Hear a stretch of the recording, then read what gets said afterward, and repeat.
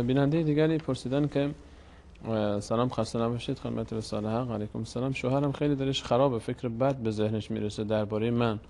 تو رو خدا راهنمایی کنید، من چیکار کنم؟ ممنون از برنامه‌ت.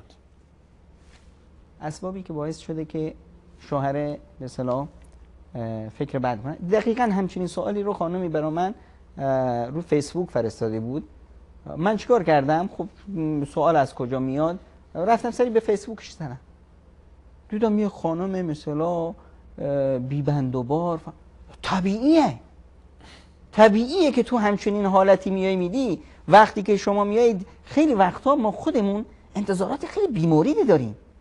خانمه تو خونش از بوی سیر و پیازش شوهر داره خفه میشه، تا حرفی این میشه که بریم خونه فلانی، بریم بیرون، بریم بازار، میگه یه 2 ساعت به من وقت بده قربونت برم. میره حموم، ژست میزنه برای خودش، 4 ساعت به اصطلاح چتکه برمیداره، خودش رو رنگ رودن میزنه، نمیدونم میره 2 ساعت این لباسو بپوش جلوی آینه وایسا، نه این خوب نیست، اونو بپوش، اونو طبیعیه. طرف میگه که این چه مرگشه؟ این واسه کی داره خودنمایی میکنه؟ پس خواهران این مورد رو ملاحظه کنن. شما در یک جوی هستید که دیگه تو اون جو شوخی بردار نیست.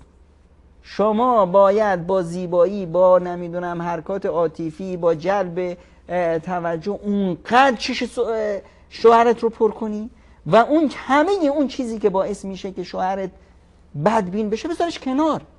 شما وظیفه دارید این کانون محبت و عشق خودت رو حفظ کنی، حمایتش کنی. این کارو نمی‌کنی. اگه تو احساس می‌کنی که شوهرت از اینی که مثلا تلفن خونه رو جواب بدی مشکل داره، از اینی که خونه فلانی بری مشکل داره، از اینی که از فرد معینی تعریف کنی مشکل، نکن. این برات مهمتره؟ حفظ خانواده برات مهمتره؟ حفظ خودت، آیندهت، بچه‌هات برات مهمتره؟ یا نمیدونم اون چیزی که دلت میخواد؟ این مورد البته با عرض پوزش بازم، خانمایی که به اصطلاح خانم کار هستن خیلی با این مشکل روبرو هستن. سوالاتی که میاد بیشتر از این جور خانم‌ها هم میاد. خانمایی که مشغول کار بیرون، مشغول کار هست. خب مشغول کار هست یعنی چی؟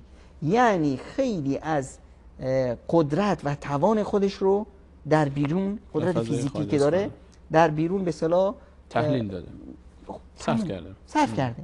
الان که میاد تو خونه نیاز به استراحت داره. رابطه زناشویی خودش یه فعالیتی هست که نیاز به یک آرامش پیش زمینه آرامش داره، نیاز به یک نمیدونم پیش زمینه های تحریک آمیز عاطفی داره. اینا همه نیست. خب شوهر نیاز داره، خانم نیست. اون شحنه عاطفیش با اون مکانیزم کاری، با اون پتانسیلی که در بیرون خرج کرده، همه از بین رفته. خب این دیگه شوهر همیشه با یه سردی روبرو هست، عاطفه‌ای نمیبینه، اینه که دیگه منحرف میشه، رابطه با دیگران برقرار میکنه. خود همین خانمه در معرض خطر هست. چرا؟ چون که میاد تو خونه، این شوهره الان دل سرد شده. شوهر خودش اصلا خود شوهر قدرتش بیرون بیشتر نیاز به اصطلاح تکامل در داخل خونه داره. همه قدرتش رو در خارج هست. خسته است، خستگیش رو یه جمله زیبایی خانمش از تنش به در میکنه. خانم خودش افتاده است، شوهر میاد افتاده. خانم که استراحت کرد به اصطلاح سرحال شد، سر کار هم افراد دیگه‌ای هستن که اونها هم تازه فرش اومدن سر کار. اونجاست که به اصطلاح یه نکته‌ای، یه نمیدونم جوکی، یه لبخندی، یه چیزی اینها رو تحت شعاع قرار میده. خب این خبر به گونه‌ای به همسر میرسه، اینو که روش شک میکنه. خب پس ما این مسائل به اصطلاح روابط که بسیار حساس هست و شیطان، چه شیطان‌های انسانی که وسوسه میکنند و چغلی میکنند و یک کلاغ چل کلاغ میکنند، و چه شیطان‌های جنی که میان به اصطلاح وسوسه میکنند، و ضعف ایمانی ما که هم به اصطلاح سرباری این موضوع بار بر بار، اینجاست که دیگه این مسائل عادی است. پس ما باید ببینیم که اصل ماجرا کجاست. اگر مثلا همچین خانومی کار میکنه، من توصیه میکنم که اولین کاری که میکنه دست از کار بکشه. آقا ما کار میکنیم، یک به اصطلاح کمک خرجی برای خانواده هست. کمک خرج برای چی میخوایم؟ برای رفاه اجتماعی. قبل از اینکه شما نیاز به رفاه اجتماعی داشته باشی، شما به این قانون انجام خانواده نیاز داری. تو داری قانون رو از بین میبری تا به جای به اصطلاح تلویزیون به اصطلاح قدیم یه نمیدونم LCD بزرگ بخری. داری قانون رو از بین میبری تا به نمیدونم به جای یخچال یه یخچال مدرن تر بخری، به جای نمیدونم قالین یه فرش بالا کلاس بخری. تو داری اصلا کاری که میکنی یه کار اشتباهه. مثل همون مولانا نصرالدین که نشسته رو شاخه، داری شاخه رو میبری. خیلی ممنون. بیننده دیگری پرسیدن که سلام، خسته نباشید. علیکم السلام. من یک مشکلی دارم، از شما خواهش میکنم من راهنمایی کنین. منو پسر همسایم از بچگی هم دیگر رو دوست داشتیم، با اختلاف خانواده همون ما به هم نرسیدیم. الان 1 سال من ازدواج کردم و اون هم ازدواج کرده. من از شوهرم راضی هستم ولی نمیتونم اون رو فراموش کنم. خواهش میکنم راهنمایی میکنم. یعنی چی من نمیتونم اون رو فراموش کنم؟ اون تو رو فراموش کرده. خدا تو چرا گول میزنی؟ اگه اون تو رو فراموش نمیکرد خب میومد خواستگاری. آقا ازدواجم ندادم، اون رفت خودکشی کرد که بگی که واقعا دوست داره. رفت طرف دنبال زندگیش، تو چرا نمیری دنبال زندگیت؟ یه وهم. خب ببینید عزیز جان، شما الان با یک شوهری ازدواج میکنی که از شما راضی است، شما از اون راضی است. این رضایت نتیجه چی هست؟ نتیجه شناخت هست، نتیجه یک روابط به اصطلاح نزدیک هست.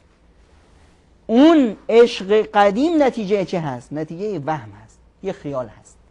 همون طرف پسر همسایت اگر می اومد خواستگاری، اون وقت شما با یه واقعیتی دیگه روبرو می شدی. اومده ندادن. اما اگر می اومد و میدادن، شما بهش نزدیک می شدید، تازه می فهمیدید که چه اشکالاتی داره، چه مشکلاتی داره. هرگز شاید به این خوشبختی نمی رسید. و یک درسانی، اگر واقعا شما مؤمنی، باید یه مورد مد نظرت باشه و اون اینی که شما خدایی دارید که مؤمنان رو دوست داره و برای مؤمنان جز خوبی نمیخواد. پس خوبی و سعادت شما در این فرد بوده که خدا برات مهیا کرده. فخذ ما آتیتک و کن من الشاکرین. و کن من الشاکرین. الان شکر خدا رو به جا بیار. هر چه زیبایی تو شوهرت هست اینو رو بنویس تا بفهمی که با چه کسی ازدواج کردی. کوتاهی ها و کمی هایی که هست اینها رو میبینی که خیلی کمه.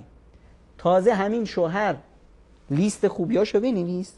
تصور کن که تا حالا ازدواج نکردی، شوهری اومده با این لیست از خوبی ها، چیکار میکنی؟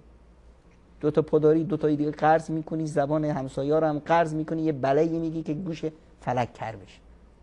پس الحمدلله این برات مهیا شده. زندگیت رو با یک اوهام و خیالات ضایع نکن. و یه موردی یادت نره، قل اعوذ برب الناس، قل اعوذ برب الفلق. این 2 تا سوره رو هر روز صبح خوب بخون. قبل از خوابت این 2 تا سوره رو حداقل 3 بار بخون تا این وسوسه شیطانی که تو دلت هست بره کنار. پسر همسایه رو بذار تو قبر رو دفنش کن. دقیقاً. تو خوشبختی خودت رو میخوای یا میخوای که ولو بشی؟ الان میخوای چیکار کنی؟ میخوای پسر همسایه باشه، رابطه برقرار کنی، کل این آبرو و حیثیت و زندگی خودت، فامیلت، همه خیشات همه رو به باد بدی به خاطر یک هوا و هوس آنی، یا میخوای خوشبخت بشی؟ همون دیگه. خلاصه کنم پسر همسایه مرد و سلام.